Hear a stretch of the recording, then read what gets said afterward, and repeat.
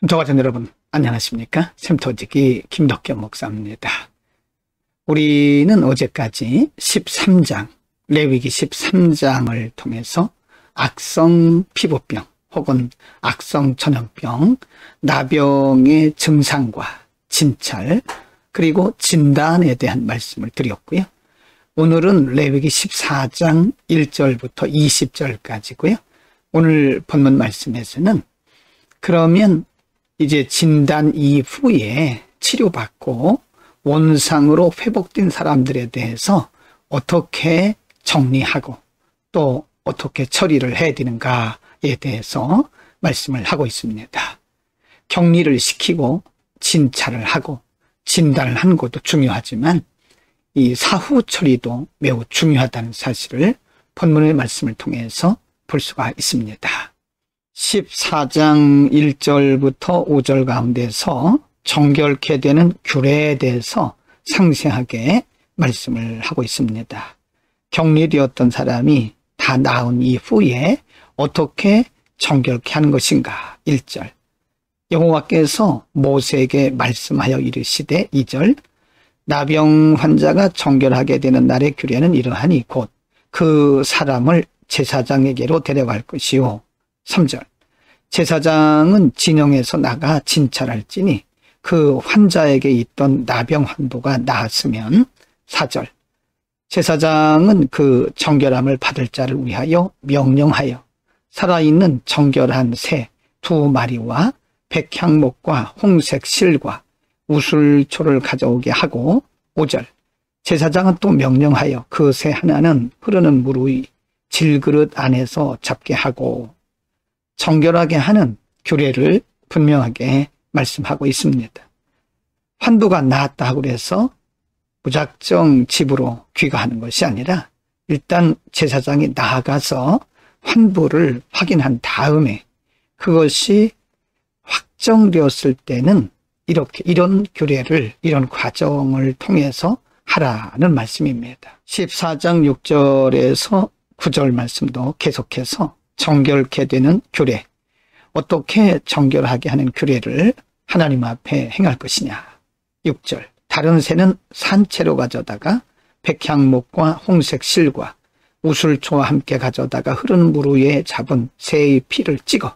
7절 나병에서 정결함을 받을 자에게 7번 뿌려 정하다 하고 그 살아있는 새는 들에 노을 찌며. 8절입니다. 정결함을 받는 자는 그의 옷을 빨고 모든 털을 밀고 물로 몸을 씻을 것이라. 그리하면 정하리니 그 후에 진영에 들어올 것이나 자기 장막 밖에 이레를 머물 것이요. 9절 7째 날에 그는 모든 털을 밀되 머리털과 수염과 눈썹을 다 밀고 그의 옷을 빨고 몸을 물에 씻을 것이라. 그리하면 정하리라.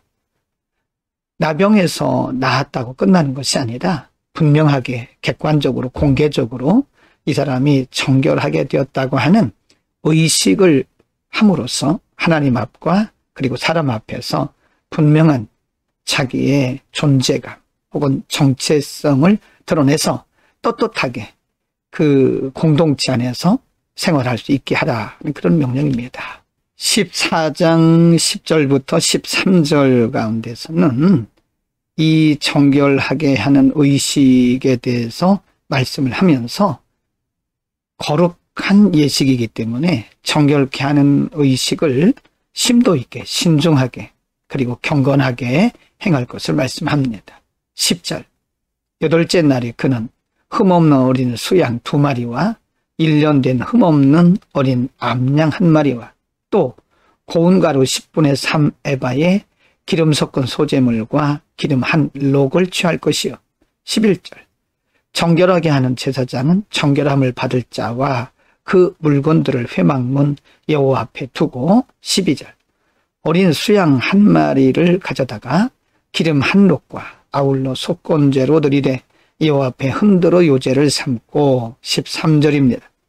그 어린 수양은 거룩한 장소 곧 속죄제와 번제물 잡는 곳에서 잡을 것이며 속죄물은 속죄제물과 마찬가지로 제사장에게 돌릴지니 이는 지극히 거룩한 것이니라. 제사장은 다 나은 환자의 환부를 진단하고 그리고 이렇게 철저한 의식 또는 제사를 드림으로써 거룩한 공동체의 일원이 되었다는 사실을 선포하는 의미가 있습니다.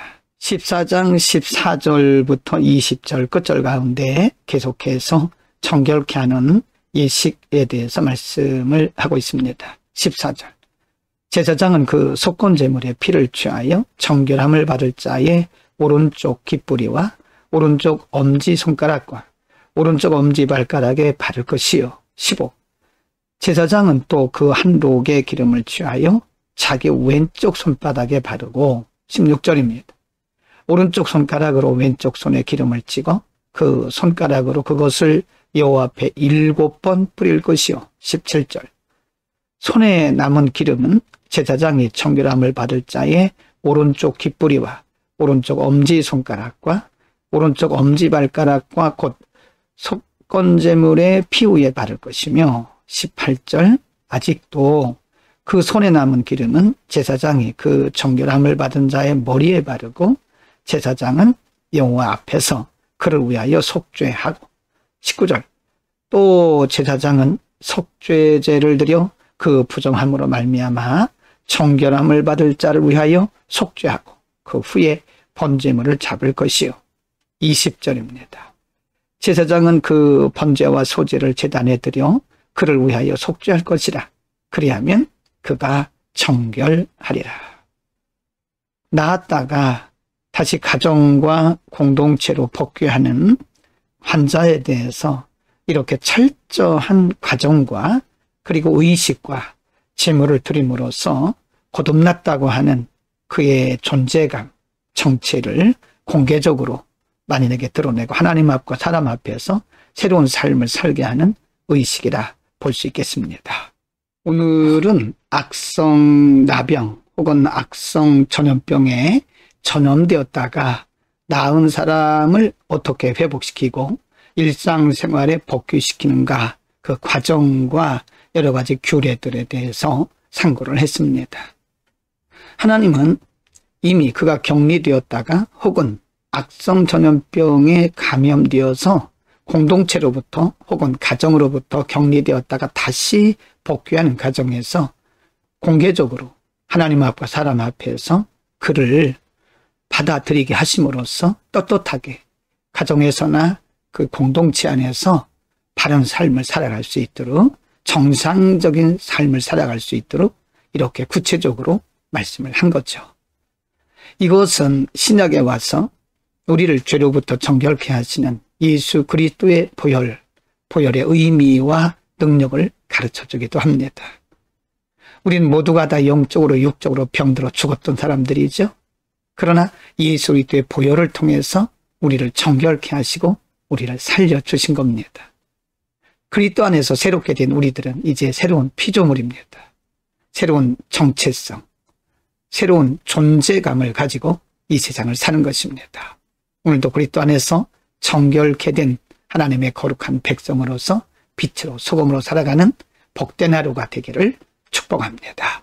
기도하겠습니다. 거룩하신 우리 아버지, 오늘 나병에 걸렸다가 나은 악성 전염병에서 나은 자를 가정과 사회로 복귀시키는 과정을 통해서 그리스도 안에서 우리를 정결케 하시고 새 사람 되게 하신 하나님의 은혜를 상고했습니다. 죄와 허물로 죽었던 우리들을 그리스도의 보혈로 정결케 하시고 새 사람 되게 하셨사오니 새로운 삶을 살아가는 그리고 복음의 진보를 이루어내는 아름다운 주의 백성들 되게 하여 주옵소서. 예수 그리스도의 이름으로 기도합니다. 아멘.